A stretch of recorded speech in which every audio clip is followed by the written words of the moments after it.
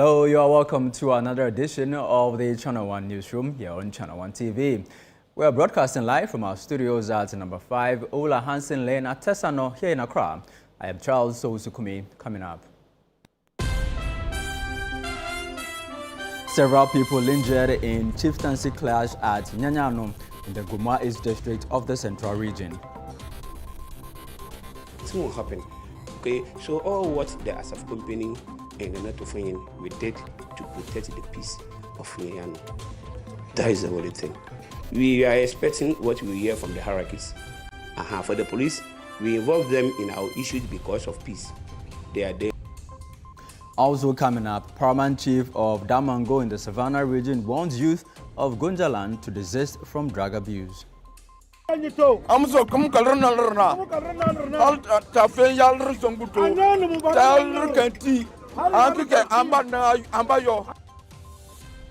Still on the Channel 1 Newsroom, 27 cocoa farmers die in abandoned Galamsey pits in Infantiman in the Central Region.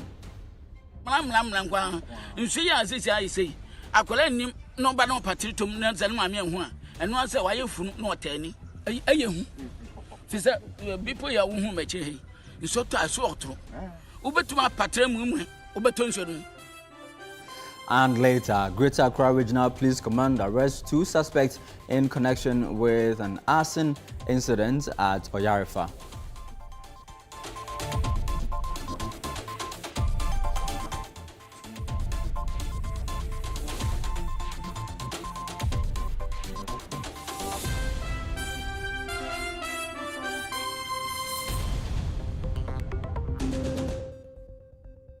Grateful for your time here on the Channel 1 Newsroom. Here now are the details of the bulletin, and we begin with a disturbing story from the Central Region, where several persons have been left injured following a clash between a youth group and the traditional Asafo group of Nyanyano in the Guma East district of that region.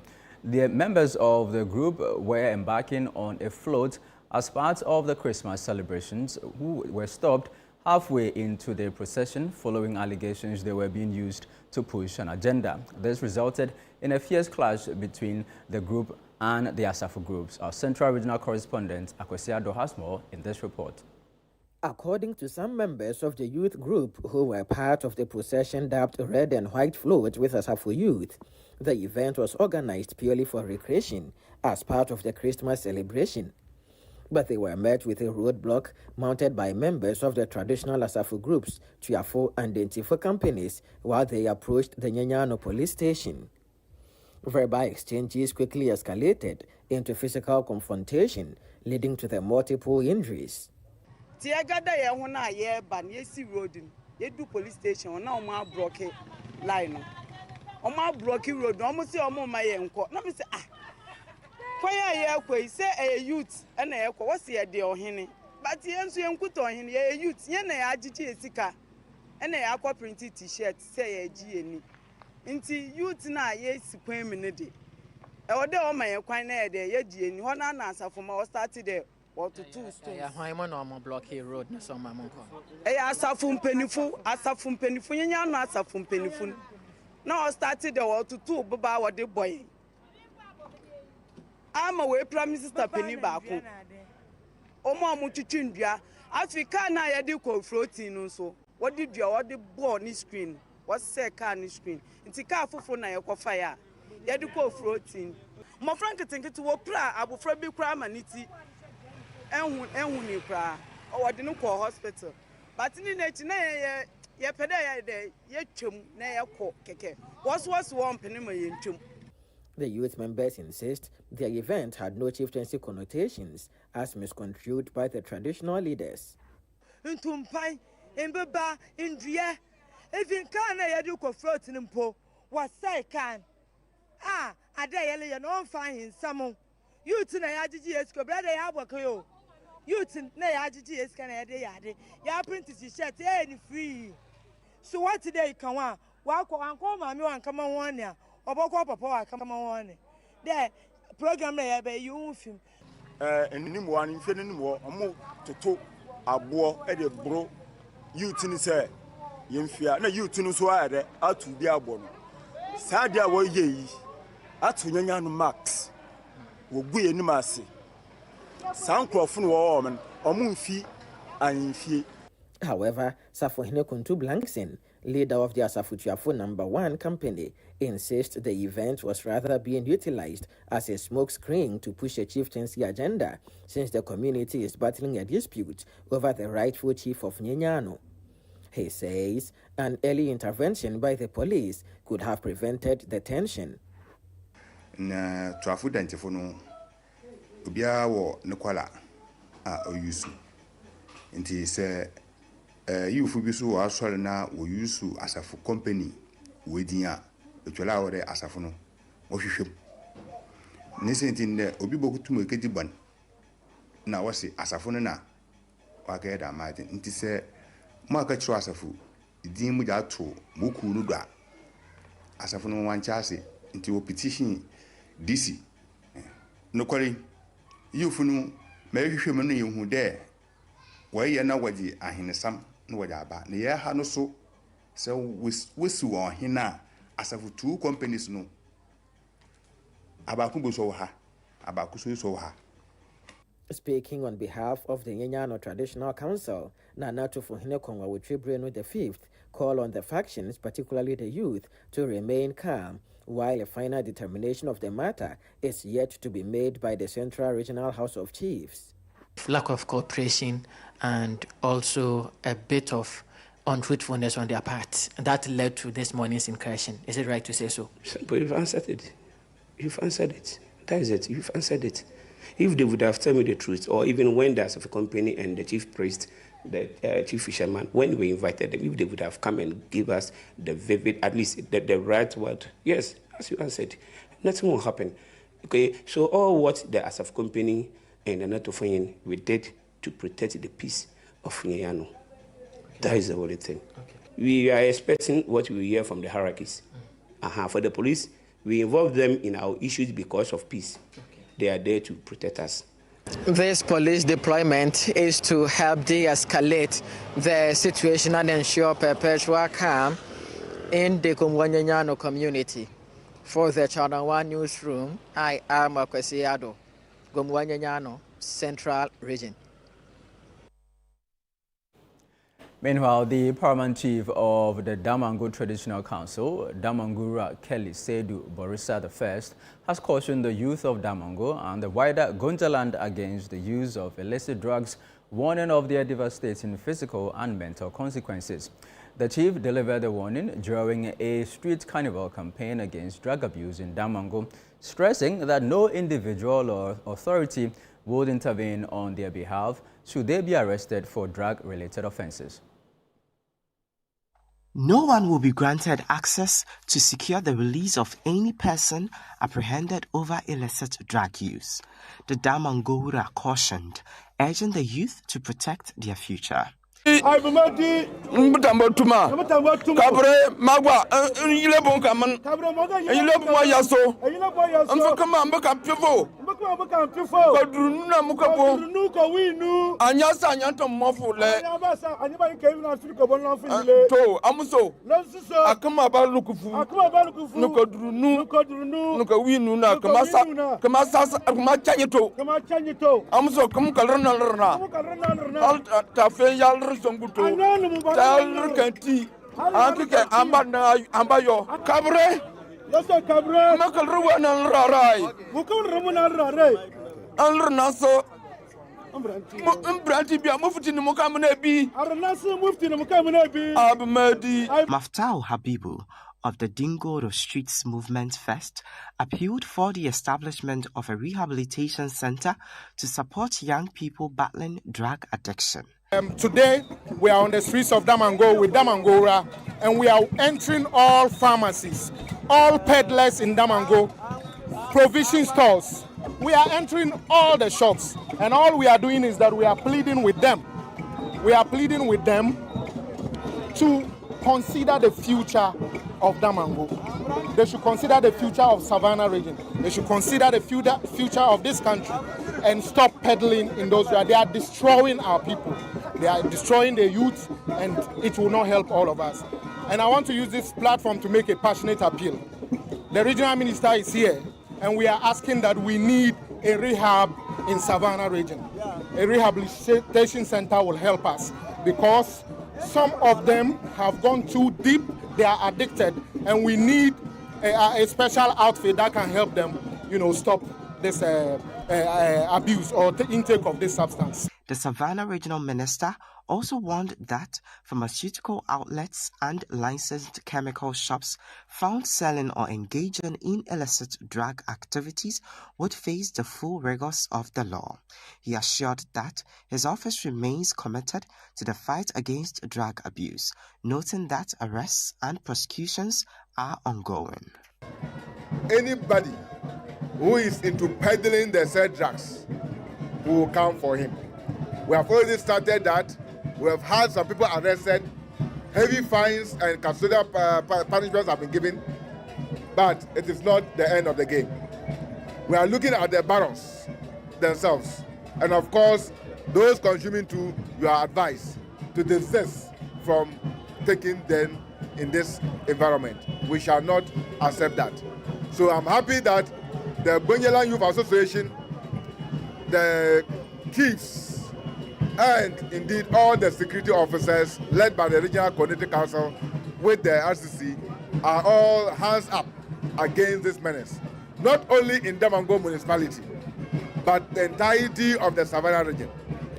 And anybody who happens to find himself in this unfortunate situation will definitely be laughing at the wrong side of his mouth. We are giving this education. Of course, we are using carrot and stick. The punishment is also there, and to which indeed the security forces are on the ground and they are arresting people. But we can get best effect if we get that kind of information from the citizenry.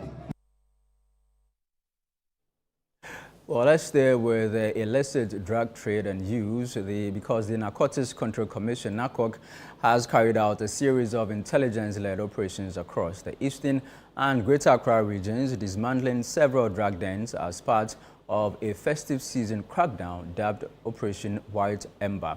NACOC, in a statement, says the coordinated raids targeted known drug hotspots stretching from Manfi and Tutu in the eastern region to Medina, Redco Flats, Zongo Junction, and the railway slums around Airport City here in Accra. And now for more on this, the head of public relations at the Narcotics Control Commission, Francis Amwa, joins us on the telephone. Good evening to you, Mr. Amwa. Merry Christmas to you, and thank you for joining us here on the Channel One Newsroom. First of all, tell us about this operation and why you chose to do it this festive season. Yeah, thank you. And let me also wish our viewers a Merry Christmas, and officers of Narcotics Control Commission also, we wish them a Merry Christmas.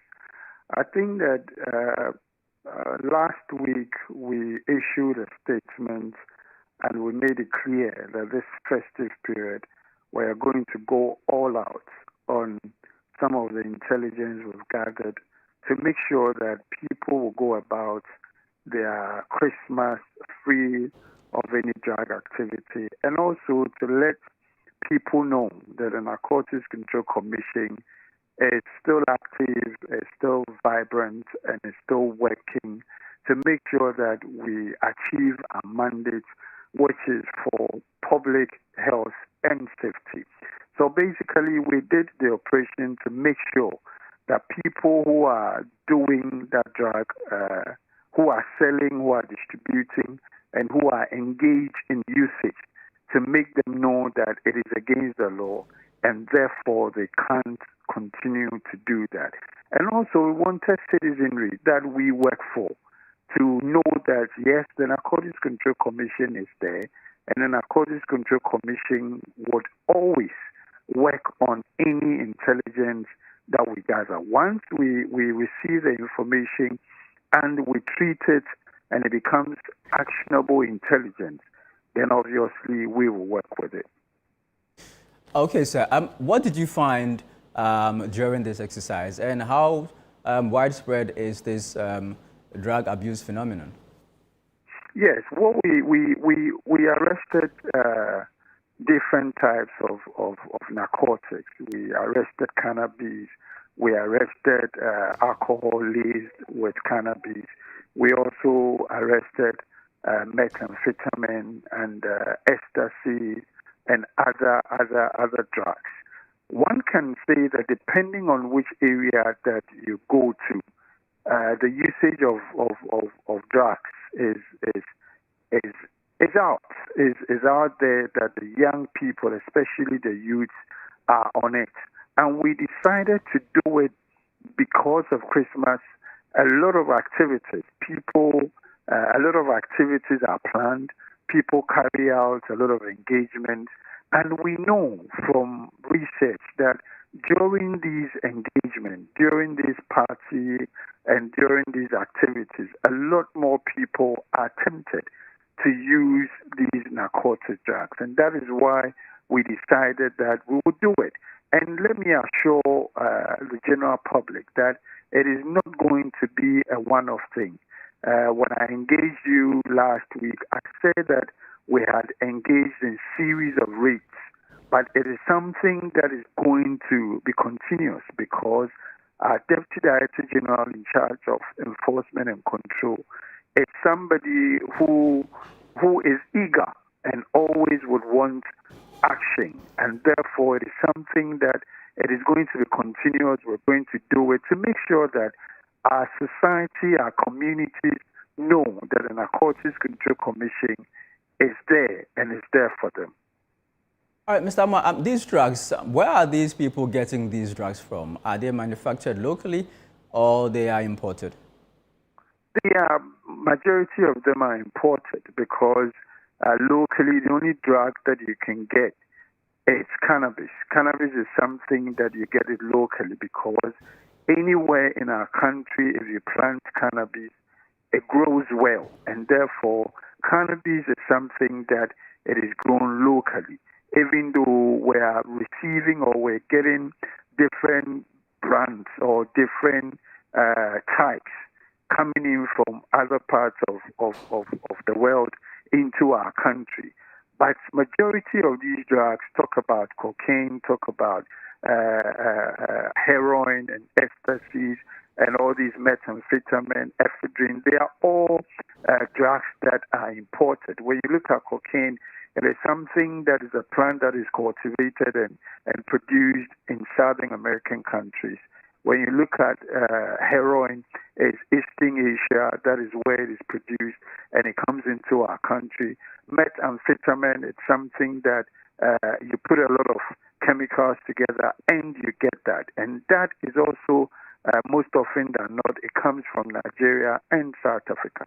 So all these drugs are drugs that are imported into our country. But the good thing about it is that once we are alert, once we work with the general public, once it comes in, it will be arrested and the perpetrators are dealt with according to law. Mr. Amma, you mentioned that most of them are imported. Why are they so able to just come into the country so easily? And why are we not able to stop them from coming in? Because you can find some of these drugs very easily around the country.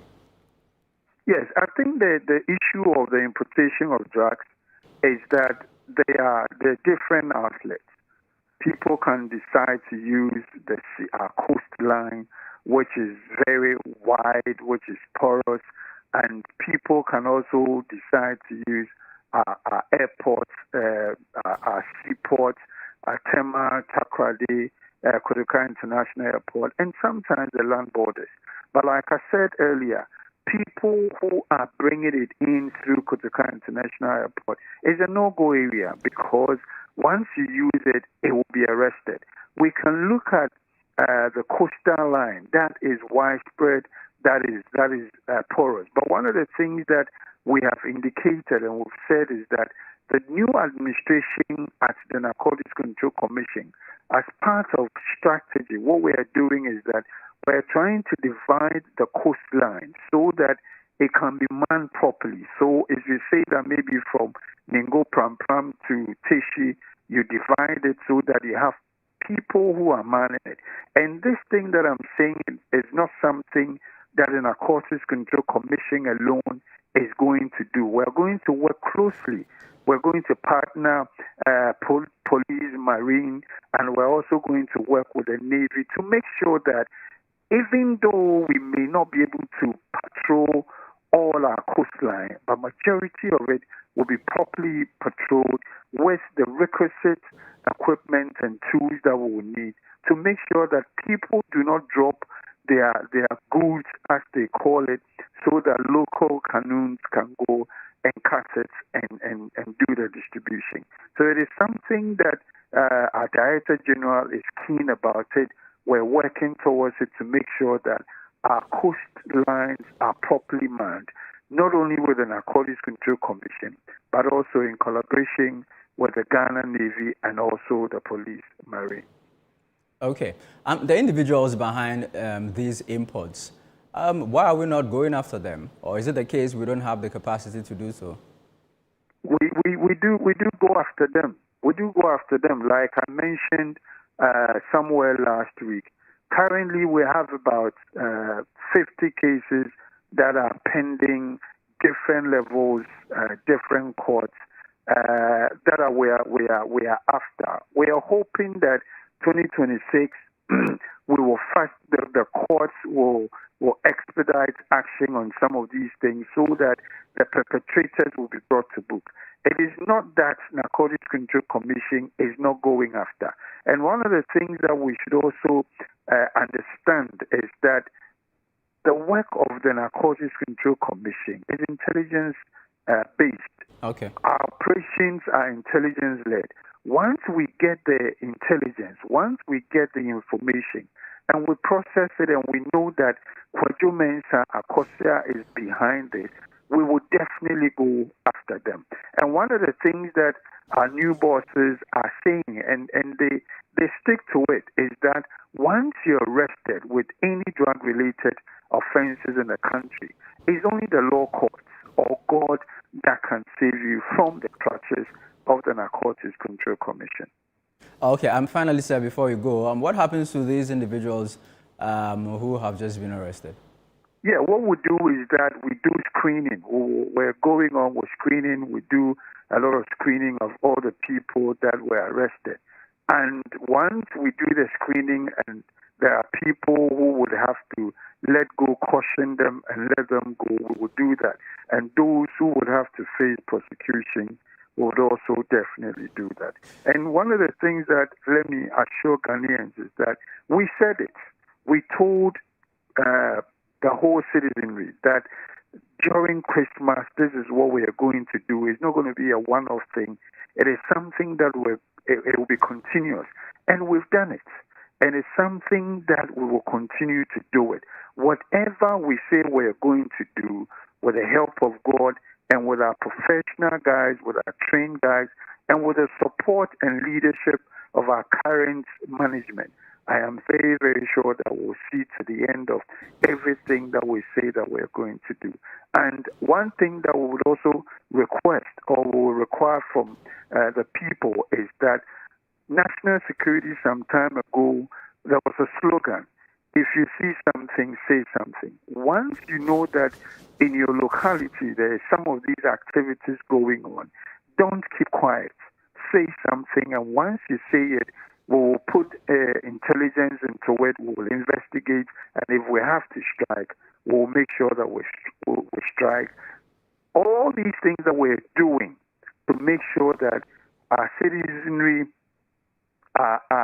live in safety and they can go about their job without any fear of any person. All right, I'm grateful to you, Mr. Francis Amoah. He is the head of public relations at the Narcotics Control Commission. Away from that story, Ghana's Foreign Minister Samuel Okudzeto-Ablakwa has announced that Latvian authorities have agreed to receive a Ghanaian delegation as part of ongoing efforts to seek justice for the late Nana Adjei, an 18-year-old Ghanaian student who died in Latvia under controversial circumstances. The update follows sustained diplomatic engagements by the government to address concerns raised by the family of the deceased, who disputes Latvian authorities' claim that Nana Adjei died by suicide. The family maintains that their son was racially abused and later murdered by a group of individuals. There's more in this report. Adding an update in a Facebook post on Saturday, December 27, 2025, the Foreign Affairs Minister disclosed that the Latvian Foreign Ministry has officially responded to his request for cooperation. He confirmed that Latvian Foreign Ministry has indicated that Latvian authorities shall be ready to receive the Ghana delegation in Riga, Latvia on the 20th of January 2026. Okujeto Ablakwa noted that the visit will form part of Ghana's pursuit of truth and justice in the case and pledged to keep the public informed throughout the process. He also reiterated the Mahama administration's commitment to protecting the rights and dignity of Ghanaians both at home and abroad.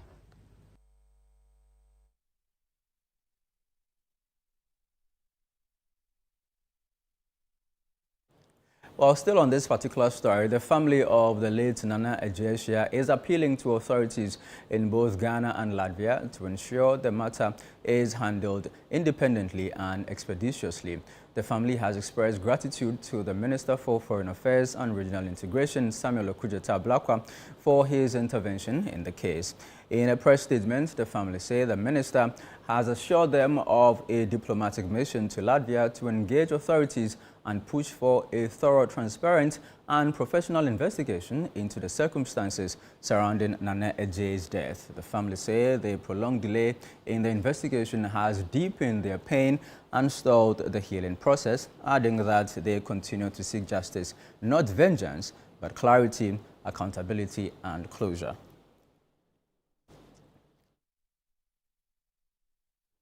You're also watching the Channel 1 Newsroom here on Channel 1 TV. Still ahead. 27 cocoa farmers die in abandoned Galamsey pits in Fansman in the central region. Details of that and others coming up shortly. Please stay with us.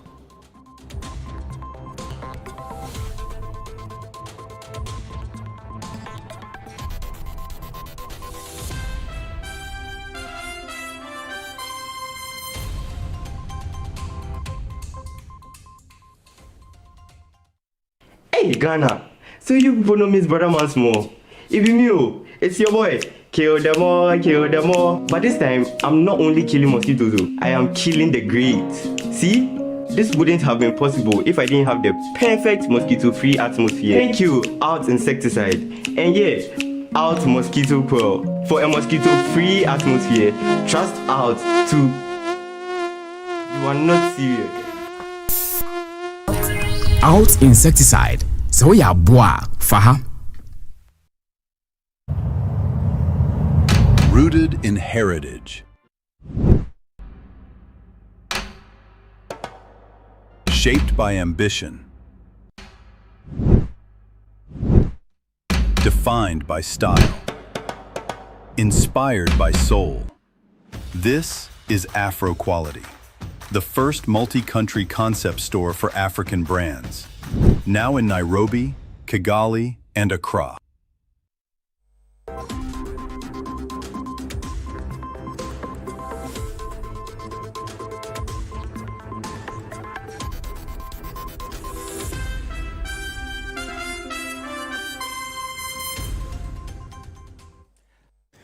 Welcome back. This is the Channel 1 Newsroom here on Channel 1 TV.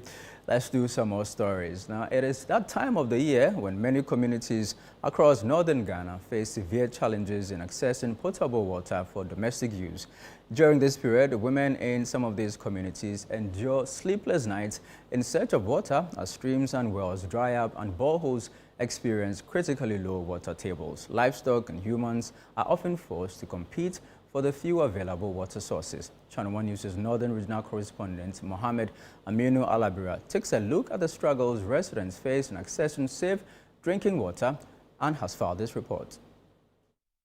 It is the dry season in northern Ghana, a period that brings severe water shortage to many communities as streams and wells dry up and boreholes water level drop. Access to potable water becomes a daily struggle. Women, who are largely responsible for providing water for household use, often travel long distances and spend sleepless nights in search of water. In many communities, residents and livestock are forced to share the few available water sources, raising serious health concerns as the water becomes contaminated. The situation is evident in the Cherpune district where there is no access to pipe water. Residents depend on boreholes and a caterpillar dam, which is unsafe due to pollution from runoff. Community members have expressed concerns over the poor quality of water available to them. And human beings, cows, all the animals and others, donkeys, were all feeding or drinking from the same water. They are defecating and all sorts of deaths that are coming. Because we are going to drink from it, our children are going to drink from it, and our grandchildren and everybody. Unless something happens or new source or new decision has come into existence. But if there's no any new plan or any decision, then that is the only way. So we are begging that everyone should rise up and then will help us or help in protecting this water against diseases and other things that is happening, because our life is most important. An assemblyman for Cherpune West described the district as facing serious water and sanitation challenge and is appealing for support whilst urging residents to protect existing water sources. Cholera and having such diseases, you yourself, it wastes your time. The time you would have spent in productive hours, that is going to either the market or to the farm to go and then farm and then get something out of it, you end up going to the hospital. And then when you go to the hospital, you spend money. So this money that you are spending could easily have been avoided or been used in other areas to increase your income. But because you don't listen and then you go and then you do those practices, ends up draining the little we have in our pocket. So I'll just entreat everyone to as a matter of fact, if you see anyone defecating around any water body, not only Caterpillar or anywhere, please, if you can, snap the person a picture and then come and then report, and then we'll take the due course. At Wenchiki, conditions are even more difficult. The chief and residents say the water situation has worsened and are appealing for urgent intervention. Wenchiki is second market to Cherpune districts, but those come from far away into Wenchiki market. When they came, maybe they used a motor Kia or their food. When they came, they are making dirt. If they need the water to washing themselves, no water.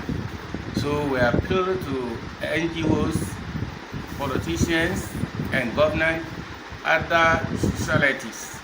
You should come to our aim of Wenchiki and support Wenchiki for drinking water. And now it's 2nd November. Getting to December, 2 weeks time, we don't have water at Wenchiki again. In Jo, another deprived community in the northern region, the struggle for water has persisted for years due to non-functional boreholes. However, there is some relief. A benevolent organization, Van der Aard Machine Factory, has provided a mechanized borehole, bringing renewed hope to residents. Women in the community say the new facility will ease their burden and improve daily lives. Dita pagong watam, nama lapo pao, nama wanda, nama yun ito wanda, di may ito pagong watam, dito halang kakuma. Mu'alanda bin lala mu'alma meron yuya, dito pagong watam, to mu'alay ay mu'alma kung bilang kan gaba na ito tuwi. Kumulaga magba, kumulaga ndabi ang desay, wala kumulaga magba, ro kumbilang tuwa. Ito pa yung guro. Dito ko pagong may saptam, yung to. Bang kana te titu pompi na tapu ya kapapam na te ya aso ka so tanam juon ma tapu sung chen ngun titu we kon sung ma kulu tapu ya kapai.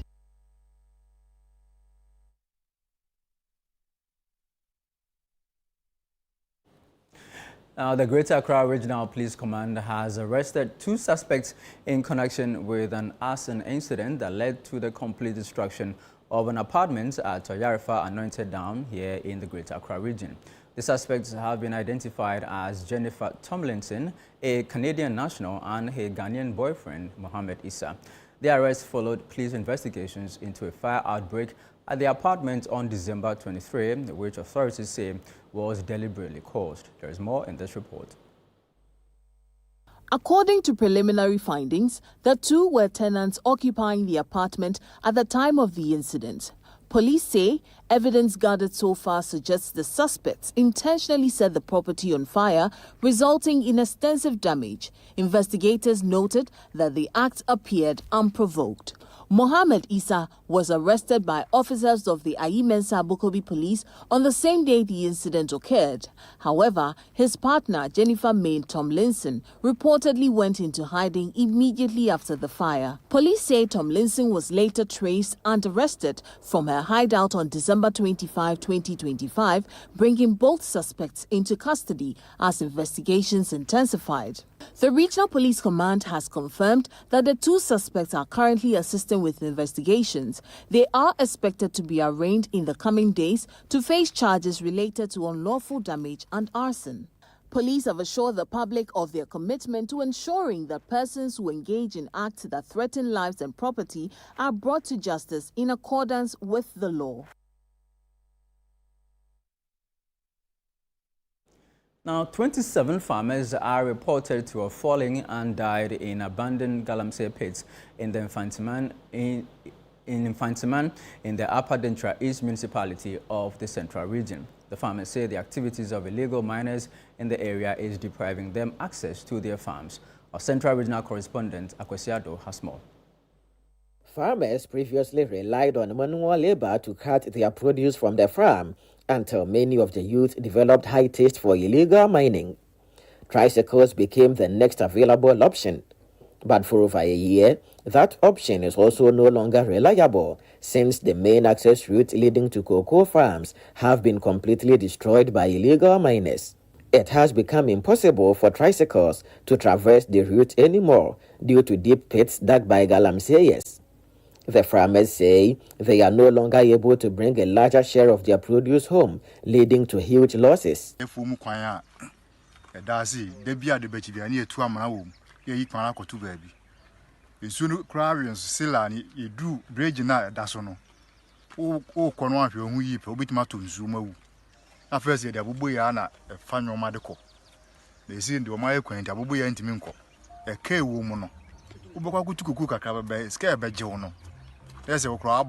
Walking to the farms has also become dangerous as the farmers risk falling into the pits. And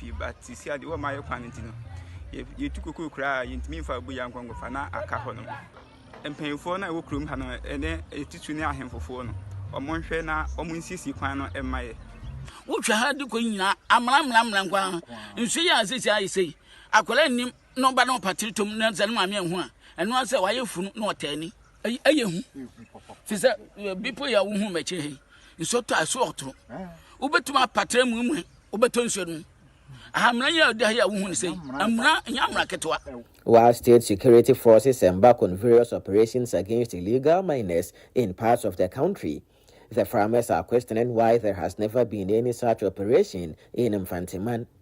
They are calling for an intervention by government to save their farms.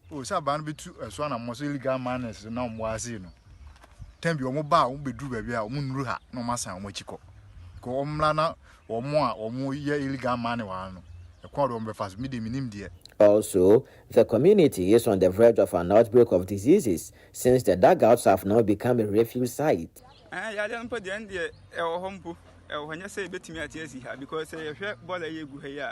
It made the cholera and malaria and I'm saying toilet in the crew man so because a quite fast for food company. Now will be cut home on our own. A gubola manabe crew. Ukacrana and ye, and a toilet I corner basa. In neighboring Upper Dentra West District, health authorities report that illegal mining is leaving implications on the health and safety of residents. Outbreak of cholera. We recorded some suspected cases, but we're only able to confirm one. That was last year. Even though we have some diarrhea cases that come occasionally, and we're able to take care of them. But most of the conditions that are due to Some of these say is about the skin conditions. Then sometimes too we have diarrhea cases. Then one area that may not be related to the pits but related to mining is road traffic accidents. Several acres of farmland and natural water bodies have been destroyed by galamseyers in the Dintra enclave. Reports from authorities suggest that 27 people drowned in open pits dug by galamseyers between January and August this year. The paramount chief of Dintra, Odefo Bwamponsim IV, is extremely concerned and calling for governmental action to fight the illegal miners and also reclaim destroyed lands. Na yankata kata odo ye wiempa on kata amrano reclamation for posterity. The Central Regional Minister Adjei Mwawachrieko in an interview with Channel 1 News has however assured that steps will be taken to reclaim more farmlands as well as deal decisively with illegal miners. The activities of galamsey and the reclamation may not be the same, but where you do not have the right information, it may be that there are things that may be happening behind you. And so he's telling me that he has information that our people, some people are using those machines for such activities. Definitely, I have to withdraw them. And so I told Nana that I will need time to kind of throw in some investigation to consider the concerns that people are raising, especially the trip coordinator, so that we can come back properly. I promise them that once they've seen the importance of what we are doing, definitely can even attract national attention, where even from the presidency, a lot of things can be done to ensure that they have a permanent team that will be doing that. In fact, we took that as an ad hoc decision to ensure that we save lives, because at the time we were having issues of people, getting drawn and what have you. And so we said that why not? We will not sit down. Indeed, we also received a letter for Minister of Lands and Forestry to ensure that we prompt the various miners to, cover their pits. Tons of cocoa are being left in the bush to rot as a result of these deep excavations done here by the illegal miners. The farmers are therefore appealing to government for an urgent intervention to halt these activities. For the Channel 1 Newsroom, I am Akwesi Yado, Mfantiman, Central Region. This is still the Channel 1 Newsroom here on Channel 1 TV. Still ahead. Once clean hole faces growing sanitation crisis as gutters choke with waste. We have details in a bit. Please don't go away.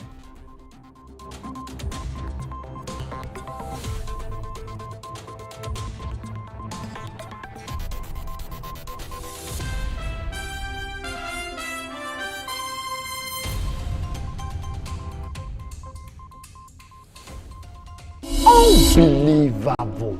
Said you have a city and the Amama Kai or baby and home fair. Wow! Hello, Miss World. Hello, Ajimara. Now I hear now what to say. Me who yo, madam for be ho e wakase. Mene ne ye niam adoso. Me nyana nka me wogana. Nanso me talk, me na wiasia na mabepie electronic shop bi a kire say. Said you have a city no. Na ohunfo nyini ene shawo mani so say. Me ba better gold, diamond, jewels, nickels, pearls, blinkers, everything. I'm a Adjei of international waters. Hey! Wow! Obwa, onya bochire bia. Obwa wani breno. Yankwa na meko chiro. Ha! Eti abrocha na ni. Sister, Electroland Ghana Limited showroom for Krani. Kasi Kumase, Omo when you say Samsung, TCL, Media, and a NASCO product. I don't know munya bochiro. Omo on me able to say Kaswa, Asamai, Makasim, Tamale, Sprinters, Coca-Cola. Ajimara. Eti mi na nka ba che adwuma kutu dia so me say ba. Me private jet no kwa. E be see me na me ba. Let's bygone be bygone. Hey, enyema mo pese mo yi no wa ha bia. Munyi yo yebeyi. Electroland Ghana, home of electronics and affordable luxury.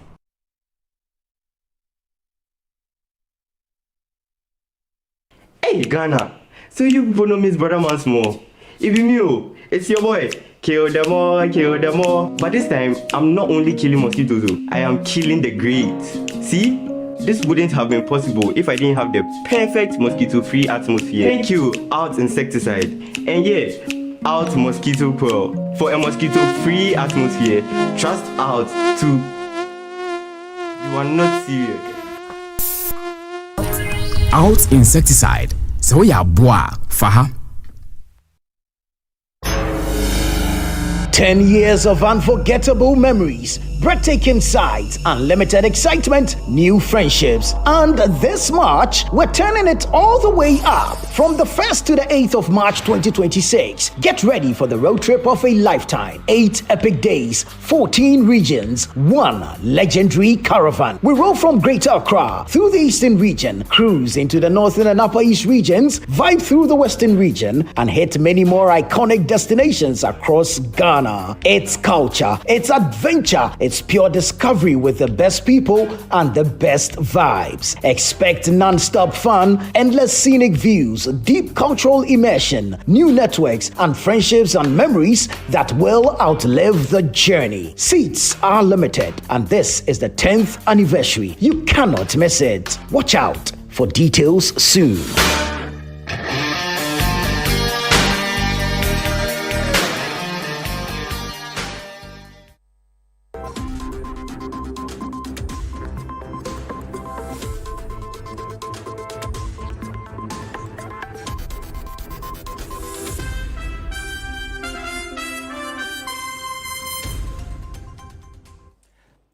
Thank you for staying with us here on the Channel 1 Newsroom. Let's now focus on the Volta region because its capital, Po, touted as one of the cleanest cities in Ghana, is steadily slipping away as gutters across the regional capital choke with improperly disposed waste, leaving stagnant, foul-smelling drains as stark evidence of a growing sanitation crisis. With the rainy season now behind, heaps of plastic waste, food remnants and household refuse have become trapped in the drainage systems, worsening the stench and exposing the limitations of aging gutters that can no longer cope with Ho's growing population and rapid urban expansion. Channel 1 News' Volta regional correspondent Desmond Salasiago has more in this report. Po, once celebrated as one of the cleanest cities in Ghana, is gradually losing its iconic tag as the proud heartbeat of cleanliness in the Volta region. In recent years, the city has been battling a growing menace, the inappropriate disposal of waste into gutters, a practice that now threatens public health, environmental safety, and the beauty Ho has long been known for. What used to be free-flowing drains have become stagnant channels of filth. Plastic bottles, food wrappers, polythene bags, and household waste dumped carelessly by residents have choked several gutters across major communities, leaving them stinking and unsightly. Areas that once prided themselves on the cleanliness now grapple with foul odors that linger from morning to night. With the rainy season now behind, the situation has worsened. The floodwaters that used to push some of the waste along have subsided, leaving behind piles of dirt firmly stuck in the gutters. Many of the drains have essentially become stagnant waste reservoirs, trapping debris that continue to rot in the scorching dry season heat. Prince Yao Amevi, a waste management analyst, says the rampant disposal of waste in gutters needs an attitudinal change. According to him, proper education must be given to citizens to ensure they dispose waste properly. That's mainly as a result of rubbish entering the main drains. And many a times, people intentionally come dump garbage in the gutters. I remember the last time we were cleaning, someone said that he prays that those living around the gutters will not come and dump refuse into the drains. And so it's an attitudinal problem, and until we change that attitude, no matter how much we clean, the drains will still get choked. Beyond human behavior, the city's infrastructure is also struggling. Most of Ho's drainage systems were designed decades ago and have now outlived their usefulness. The increasing population, coupled with rapid urbanization, has overburdened these old, narrow drains, which can no longer cope with the volume of liquid and solid waste they receive. In some areas, the drains are too small for the current population size, forcing water and waste to spill over onto roads and walkways. A clean air advocate, Elvis Bomasa, says city authorities must take concrete measures to solve the drainage challenges and expand them across the municipality. These gutters were constructed some years back with a certain limited number of population. Now population is increasing, and a lot of waste is being generated, especially solid and all other kinds of waste. I think the city authorities really need to take this action seriously and one, begin to desilt, and then also put in place plans so that we can expand the drainage system within the city to ensure that the drains are cleared as soon as possible, that solid and liquid waste passes through it and it is dry all the time so that it's not stinking and that's leading to the pollution of the environment. So these are some of the things I think we need to do to keep that spot we have as the oxygen city. City authorities have repeatedly appealed to residents to change their waste disposal habits, but the challenge persists. Environmental health officers warn that if the trend continues unchecked, Ho risks losing its reputation permanently and worse, exposing residents to outbreak of sanitation-related diseases. Some assembly members in the Ho municipality are, however, calling for a combined approach of enforcement of sanitation bylaws, expansion of the drainage system, and intensified public education to remind residents of the legacy of cleanliness the city once guarded so closely. We should ensure that we adhere to the polluter pay principle, where when you buy a produce or a particular product and then it becomes a refuse, we should be willing to pay for the refuse we produce. So people who take their refuses to the various dumping sites, I mean the public dumping sites, should be extra willing to pay. Those who do not engage the public dumping sites and they have household things should also ensure they pay. And when we call for communal labor, where we clean our streets, we seal the gutters, sweep the streets and all that, we are only advocating and pleading to their conscience that they should ensure they join in that cause so that we can have a clean environment and maintain the catchy word that we have for the municipality by name Oxygen City. Like I mentioned earlier, we don't want to be gasping for air in the Oxygen City, so our various citizenry within the municipality should ensure that we all champion the cause towards a good sanitation. Meanwhile, residents say the incidence of flood is high due to the choked gutters. They want city authorities to empower waste management agencies with resources to help reduce the waste products in the municipality. What we should do now is to ensure that we educate people on how to keep clean environment. So what Maoleme movement is doing currently is that we don't just come to environment and clean and go. We ensure that we engage the assembly member, we organize the whole community for us, we talk to them, get a sanitation ambassador, sanitation champion from the environment who ensures that even when we go, we won't return to come clean again for them. They will take up the cleaning and ensure that no one even dumps refuse around Oyarifa. Whatever possible we can do to find some punitive actions for people who behave in such manners would help. MC for the whole municipality, Stephen Adom, says the assembly is working to improve the waste disposal issues in the city. According to him, the assembly will lend support to waste management groups to help in keeping the city clean. The gutters that are choked have been choked for quite some time now, for a very long time now. So what we're doing is that we are engaging some officers to do it on contract basis. Moreover, we have some youth, the Moleme group that is going on. These guys are wonderful. They are just going around, desilting all choked gutters. That's what they are doing. And I'm planning to support them, to encourage them so that they could do more to keep our gutters very clean. The MC also noted that punitive measures will be taken against persons who flout bylaws on waste disposal regulations. Discriminatingly throw away rubbish. What we're trying to do is that we want to engage more of our hygiene students that are coming out from school so that we will deploy them to the various communities. If they realize that you are indisciplined and you want to continue dumping refuse anyhow in the city, we will summon you, we will take you to court, and the laws will deal with you. Until urgent steps are taken to maintain the cleanliness of the whole municipality, it will soon lose its tag as the oxygen city of Ghana. Reporting for Channel 1 News from the whole municipality, my name is Desmond Sago. Well, that'll be all for this package of the Channel 1 Newsroom here on Channel 1 TV. Do visit our website, channel1newsonline.com, for more information on our top stories and more. Subscribe to Channel 1 TV on YouTube for more exclusive video content from Channel 1 TV. Download the Channel 1 TV app on the Google Play Store.